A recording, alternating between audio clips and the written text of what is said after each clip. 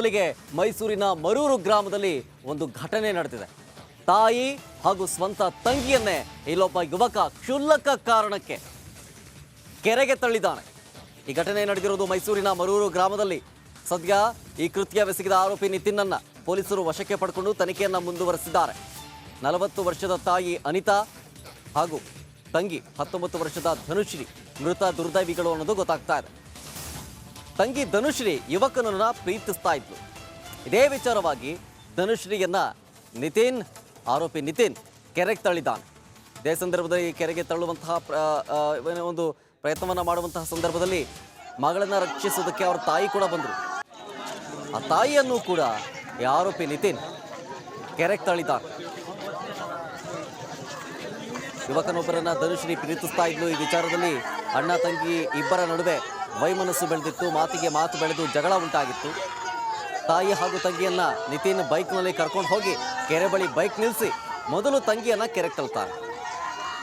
ಮಗಳನ್ನ ಕೆರೆಗೆ ತಳ್ಳುವಂತಹ ಪ್ರಯತ್ನ ಮಾಡ್ತಾ ಇದ್ದಂತಹ ಸಂದರ್ಭದಲ್ಲಿ ತಾಯಿ ಮಗಳನ್ನ ರಕ್ಷಣೆ ಮಾಡೋದಕ್ಕೆ ಮುಂದಾದಂತಹ ಸಂದರ್ಭದಲ್ಲಿ ತಾಯಿಯನ್ನು ಕೂಡ ಕೆರೆಗೆ ತಳ್ಳಿದ್ದಾರೆ. ಇದ್ರ ಬಗ್ಗೆ ಹೆಚ್ಚಿನ ಡೀಟೇಲ್ಸ್ ಕೊಡ್ತಾರೆ ನಮ್ಮ ಪ್ರತಿನಿಧಿ ವಿನೋದ್ ನಮ್ಮ ಜೊತೆಗೆ ನೇರ ಸಂಪರ್ಕದಲ್ಲಿ. ವಿನೋದ್, ಪ್ರೀತಿ ವಿಚಾರವಾಗಿ ಅಣ್ಣ ತಂಗಿ ಇಬ್ಬರ ನಡುವೆ ಜಗಳ ಆಗಿ ಕೆರೆಗೆ ತಳ್ಳುವಂತಹ ಕೆಲಸಗಳಾಯ್ತು. ಇಲ್ಲಿ ಮೇಲ್ನೋಟಕ್ಕೆ ಇದೇ ವಿಚಾರ ಅಥವಾ ಬೇರೆ ಏನಾದರೂ ವಿಚಾರಗಳಿತ್ತಾ? ಪೊಲೀಸರ ತನಿಖೆಯಲ್ಲಿ ಏನು ಬೆಳಕಿಗೆ ಬರ್ತಾ ಇದೆ? ಆರೋಪಿ ನಿತಿನ್ ಏನು ಬಾಯ್ ಬಿಟ್ಟಿದ್ದಾನೆ?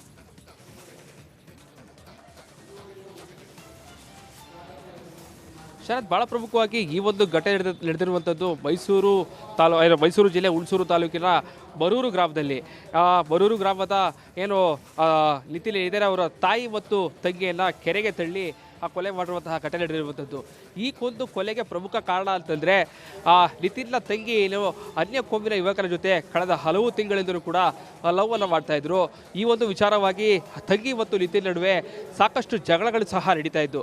ಕಳೆದ ಕೆಲವು ದಿನಗಳಿಂದಲೂ ಕೂಡ ನಿತಿನ್ ಅವರ ತಂಗಿ ಏನು ವಾಟ್ಸಪ್ ಮತ್ತು ಇನ್ಸ್ಟಾಗ್ರಾಮ್ಗಳಲ್ಲಿ ಅನ್ಯ ಕೋಮಿನ ಯುವಕರ ಫೋಟೋವನ್ನು ಕೂಡ ಹಾಕೊಳ್ಳುವ ಮೂಲಕವಾಗಿ ನಿತಿನ್ನ ಕೋಪವನ್ನು ಮತ್ತಷ್ಟು ತಾರಕಕ್ಕೆ ಏರಿಸಿದ್ರು. ಈ ವಿಚಾರವಾಗಿ ನಿನ್ನೆ ಏನು ನಿತಿನ್ ಅವರು ಮನೆಯಲ್ಲೂ ಕೂಡ ಸಾಕಷ್ಟು ಗಲಾಟೆನ ಮಾಡಿದ್ರು. ಮಾತಾಡಬೇಕು ಅಂತೇಳಿ ತಾಯಿ ಮತ್ತು ತಂಗಿಯಲ್ಲಿ ಇಬ್ಬರು ಕರೆದುಕೊಂಡು ಕೆರೆ ಬಳಿ ಬಂದಿದ್ದಾರೆ. ಈ ಒಂದು ಸಂದರ್ಭದಲ್ಲಿ ಮಾತಿಗೆ ಮಾತು ಬೆಳೆದು ತಂಗಿಯನ್ನ ಕೆರೆಗೆ ತಳ್ಳುವಂತಹ ಕೆಲಸಕ್ಕೆ ಮುಂದಾಗ್ತಾರೆ. ಈ ಒಂದು ಸಂದರ್ಭದಲ್ಲಿ ತಂಗಿಯನ್ನು ತಡೆಯೋದಕ್ಕೆ ತಾಯಿ ಕೂಡ ಸಾಕಷ್ಟು ಹರಸಾಹಸ ಪಡ್ತಾರೆ.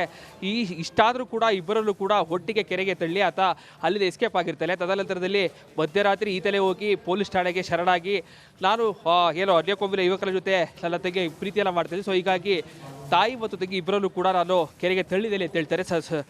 ತಕ್ಷಣ ಪೊಲೀಸರು ಸ್ಥಳಕ್ಕೆ ಬಂದು ಈಗಾಗಲೇ ಅಗ್ನಿಶಾಮಕ ಸಿಬ್ಬಂದಿಗಳೆಲ್ಲರೂ ಕೂಡ ಎರಡು ಶವಗಳನ್ನು ಕೂಡ ಈಗಾಗಲೇ ಹೊರತೆಗೆದಿದ್ದಾರೆ. ನಿಜಕ್ಕೂ ಕೂಡ ಮರೂರು ಗ್ರಾಮದಲ್ಲಿ ಒಂದು ಶೋಕ ಸಾಕಷ್ಟು ಬಡುಗಟ್ಟಿದೆ ಅಂತ ಹೇಳ್ಬೋದು.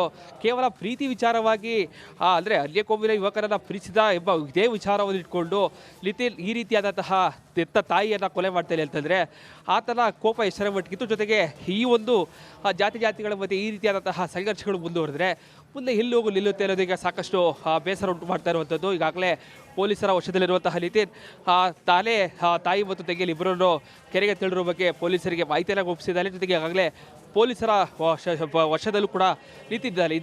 ಈಗಾಗಲೇ ಮರೂರು ಗ್ರಾಮದಲ್ಲಿ ಪೊಲೀಸರು ಎರಡು ಶವಗಳಲ್ಲೂ ಕೂಡ ಈಗಾಗಲೇ ಅಂತ್ಯ ಸಂಸ್ಕಾರಕ್ಕೆ ಕೂಡ ಈಗಾಗಲೇ ಸಿದ್ಧತೆಗಳನ್ನ ಸಹ ಮಾಡ್ಕೊಳ್ತಾ ಇದ್ದಾರೆ. ಗ್ರಾಮಸ್ಥರೆಲ್ಲರೂ ಕೂಡ ಸಾಕಷ್ಟು ಆಕ್ರೋಶವನ್ನು ಸಹ ಹೊರ ಹಾಕ್ತಾ ಇರುವಂಥದ್ದು. ಶರತ್, ಥ್ಯಾಂಕ್ ಯು ವಿನೋದ್.